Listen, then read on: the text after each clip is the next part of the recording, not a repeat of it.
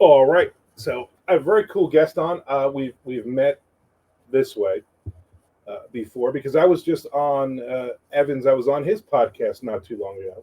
It's probably, unquestionably, probably the best interview he's ever done.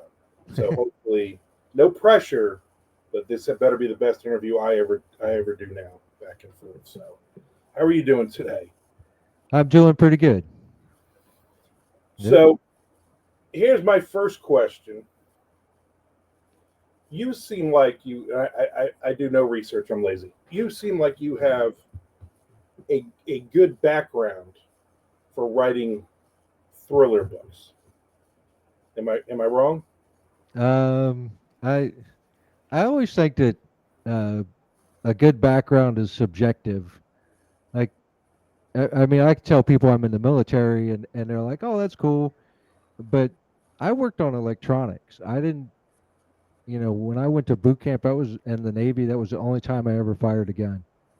Um, so, I worked on helicopters, and I don't know. And I do a lot of scuba diving. I went out and did a lot of adventure stuff after I got hurt and said, I had a bucket list to go to cross all the stuff off and just go out and do a bunch of wild things. And I guess that kind of led me down the road to writing and gave me some background and perspective in it.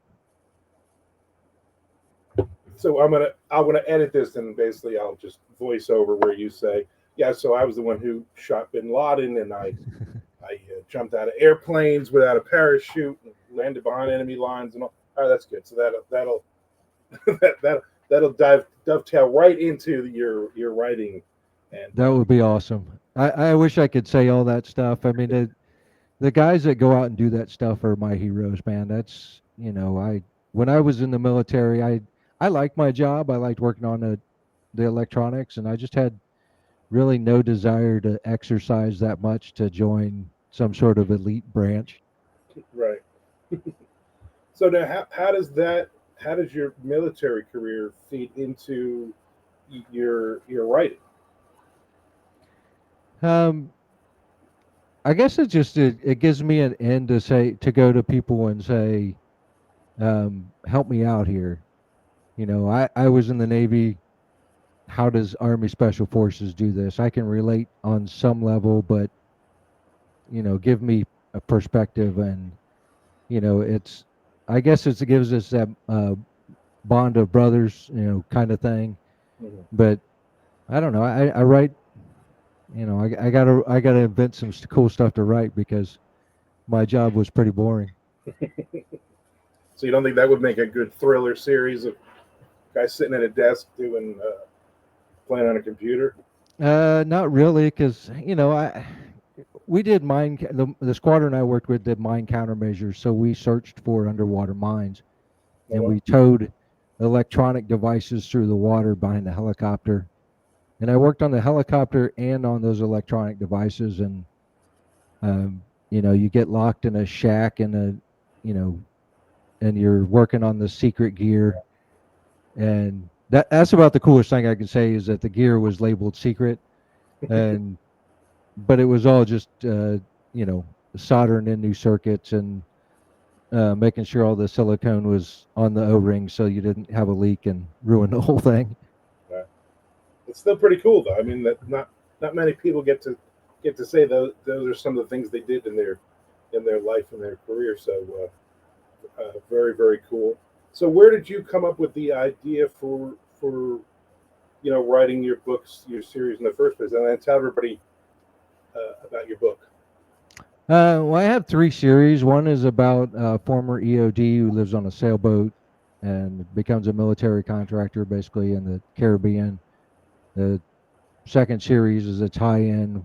The guy's former Green Beret, and then was a CIA case officer, and then as they always do, they go rogue or be disavowed. And the third series is about a stuntman who I wanted a character who wasn't military or um, you know CIA kind of thing. I wanted somebody with a jack of all trades background, and I wanted to be a stuntman when I was a kid, and I love motorcycles, so that's how that one came about.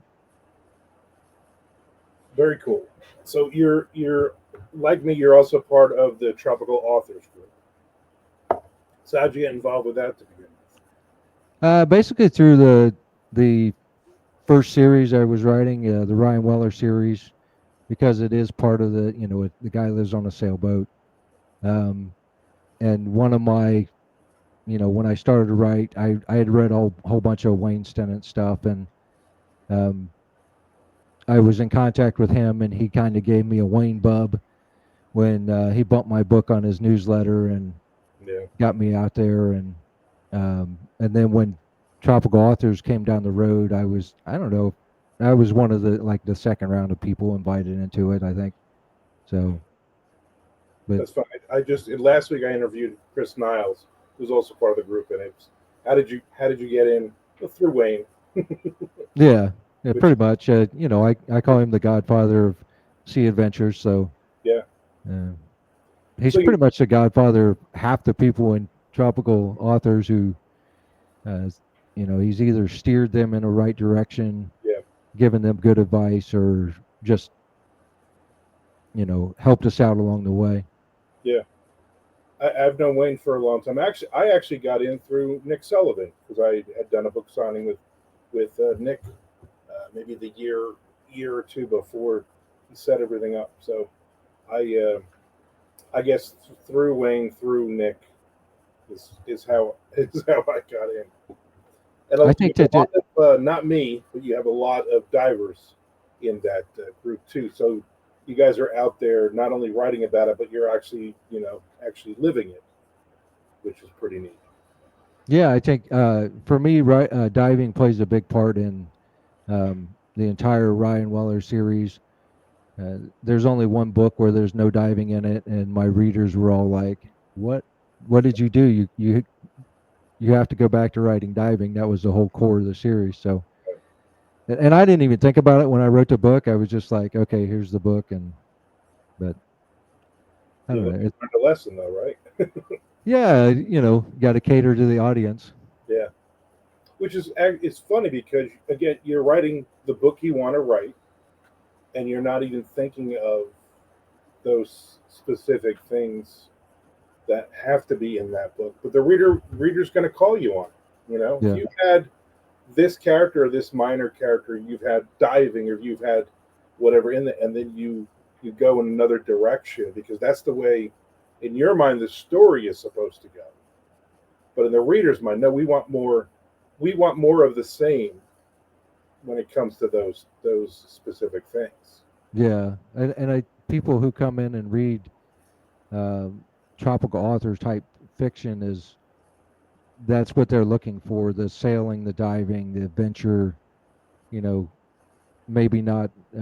I tend to lean towards like a Brad Thor or Mark Greeny type adventure, where it there's a lot more action and guns and that kind of stuff in it. But people expect certain things that like scuba diving is one of them. So either I have to put it in that the main character was EOD, so he ends up as a commercial diver, and either he's doing some sort of commercial diving work or he's recreational diving in one of the books. So Right.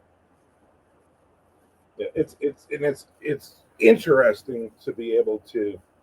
You have the background, which is nice, so you're able to because a reader is going to read that and call you on it if something is hey he's been down there for 2 hours.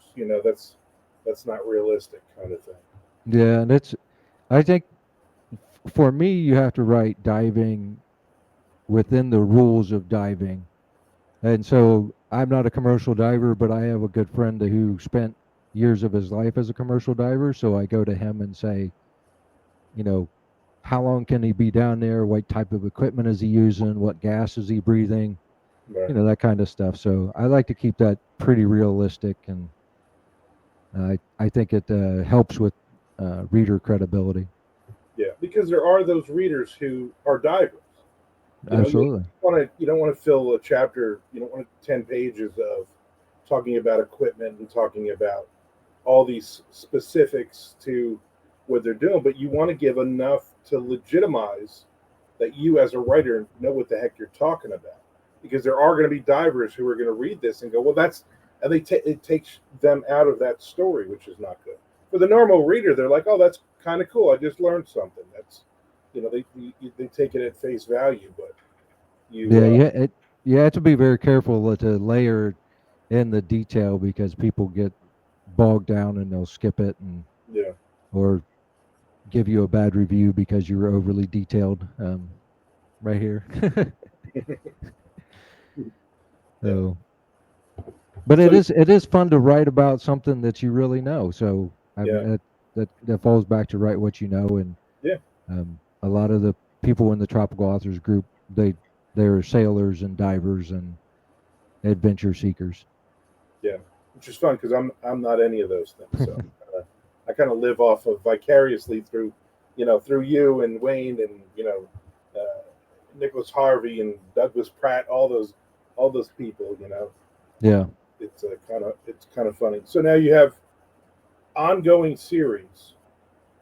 So in your mind, when you first start any of these series, do you go, oh, this is a one and done, or do you immediately go, I'm going to write a series? Uh, when I started writing the John Phoenix series, I thought it was just going to be like 6 books. Um, and I was looking at, and the reason I say that is looking at Jack Mars. And if you look at any of his series, they're fairly short. They're 10 books or less. And I kind of liked how he was doing it. He could write a series, and when he was done with it, he could move on to something that else that interested him. And that's how I looked at it. And then I thought I'll have this arc where he's searching for a mole in the CIA, and it'll take 6 books, and then I'll be done with it. And then I wrapped up that story arc in book 5 and was like, okay, I gotta. People seem to like it. I enjoy it. Let's keep it going. Mm. So I ended the Ryan Waller series at 15 because and I think readers are going to hate me hearing this because they ask about it all the time. Is that when are you going to write more? And I'm probably not because I just don't. The character's not engaging to me anymore. I took him through the story arc of here's a guy that's out of the service. He's broken. Um, he wants all these things in his life, but he doesn't know how to get there. And through the 15 books, we see him evolve and get to the place where he's sailing off with a wife and a child on the way. And I'm like, I left him in a good place. I really don't Yeah, see the reason to continue and pick up and add more drama to his life. yeah. Now, do you look at it also? I mean, obviously, we're all creative and you know, we're getting into it, but do you also look at it and just sometimes just kind of crunch the numbers and go, you know what, this series is selling better than this series, so I'm going to have to concentrate on this idea, or do you have I guess, the luxury in your mind of just writing what you want to write? I think you have to look at the numbers. Wayne and I were talking about this, um, and I asked him why you keep writing the same series, and he's like, that's what readers want. And he's like, that's you're going to get read through, you're going to sell more books, and people are involved in the character, and like I said, I thought my character had gone through this whole arc, and I really you know I kind of done with him and moved on, but I I think I'm just looking at my from my personal perspective. I want to keep engaged in the writing, and if that means moving on to a new series with a new character, and that's probably what I'm going to do, and that's why I have 2 ongoing series right now. I keep bouncing back and forth, write a book in each one. Now, do you think you'll will you either get to the point you think where you're like, all right, I've done it, I'm done enough with this series and let's end it?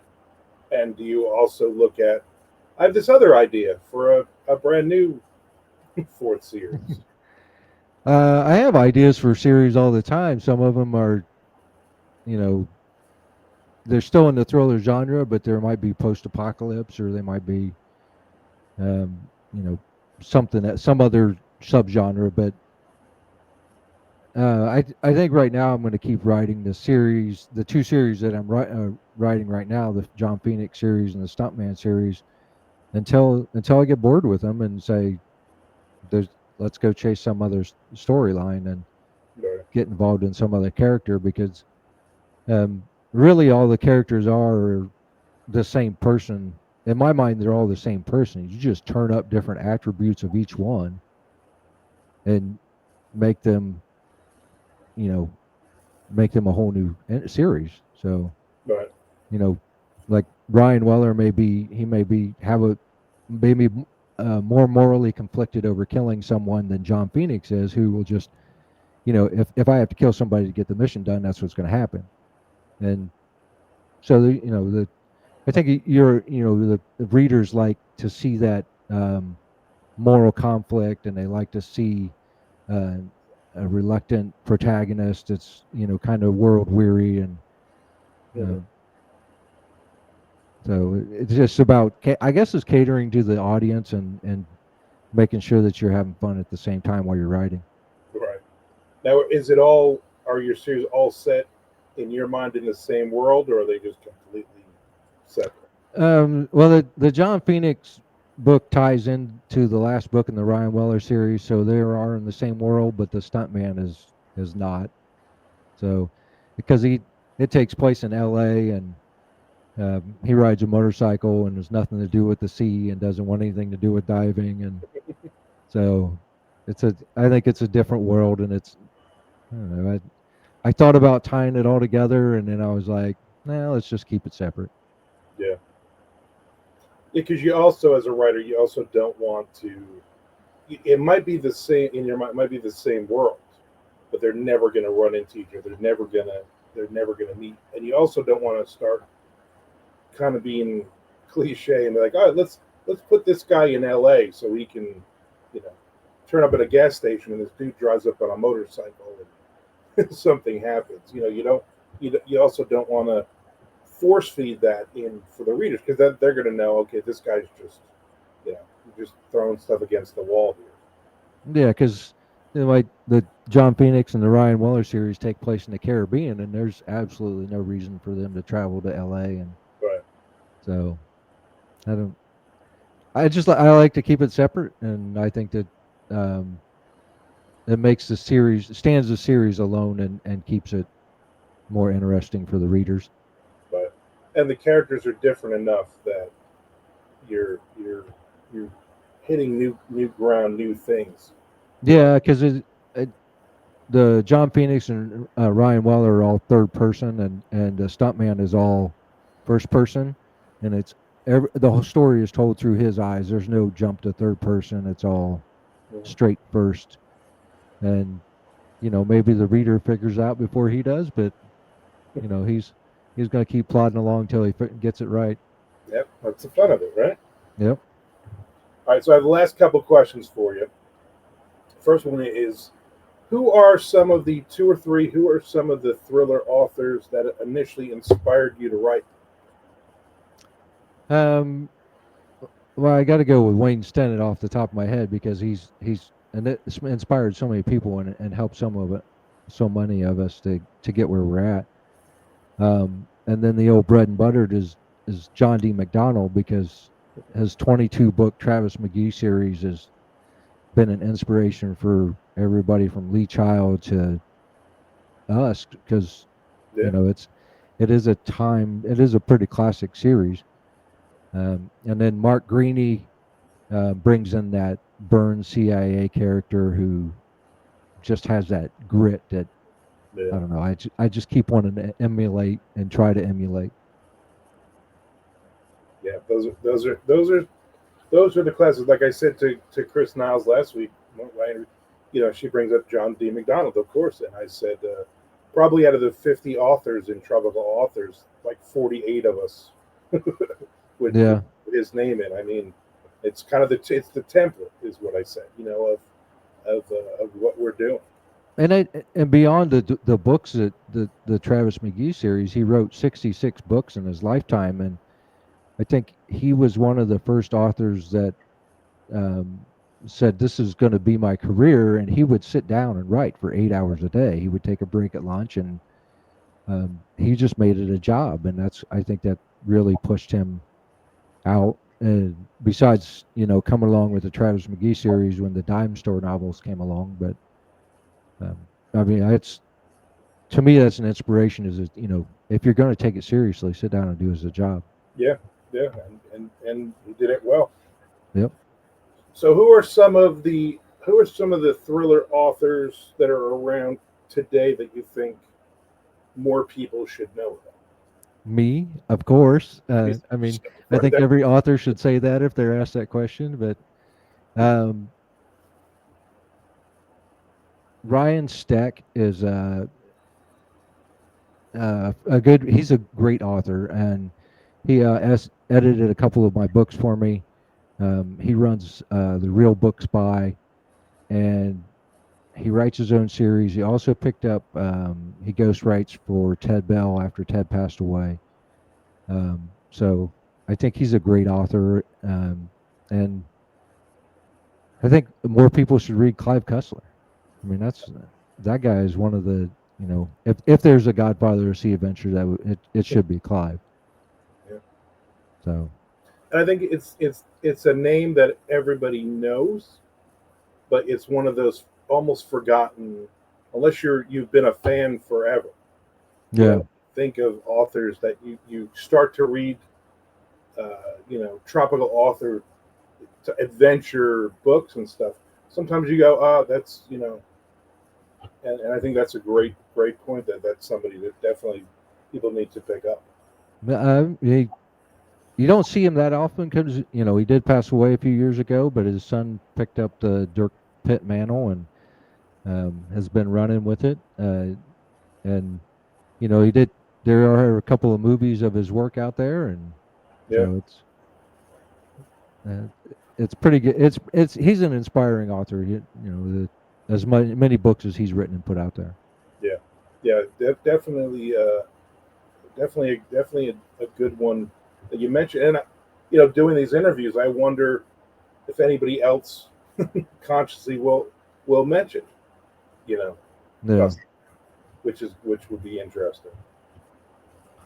Who else you got? Give me another one, and then we'll wrap this up. Anybody in the tropical authors genre, category is most of the books are pretty good.